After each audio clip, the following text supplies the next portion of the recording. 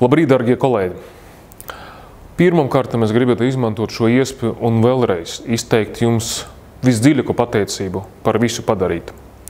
Mums Rīgas dome, Rīgas pašvaldība nav nevienas iestādes, neviena departamenta, neviena uzņēmuma, kur darbiniekiem būtu tik atbildīgs un tik grūts vienlaicīgi darbs.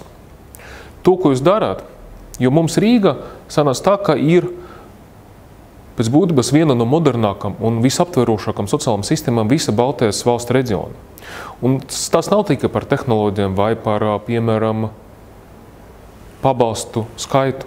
Galvenais tas ir jūsu sociālas jomas darbinieku attieksme pret rīdziniekiem, kam patreiz ir grūtības, pret cilvēkiem, kam ir nepieciešams sniegt palīdzību.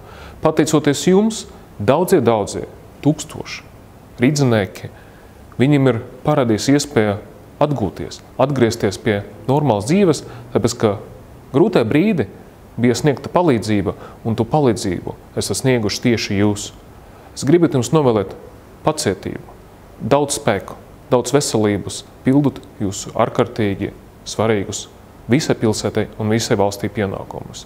No savas puses, no Rīgas domes, no Rīgas pašvaldības puses, mums galvenais uzdevums ir ne tikai turpināt strādāt pie atalgojuma reformas, bet arī ļoti paredzamajā nākotnē šo atalgojuma reformu realizēt. Tas ir mans uzdevums, un es šo uzdevumu pildīšu. Un es gribu jums novēlēt šodien veiksmīgu konferenci, un vēlreiz, lai jums viss izdodas, un paldies jums par jūsu darbu.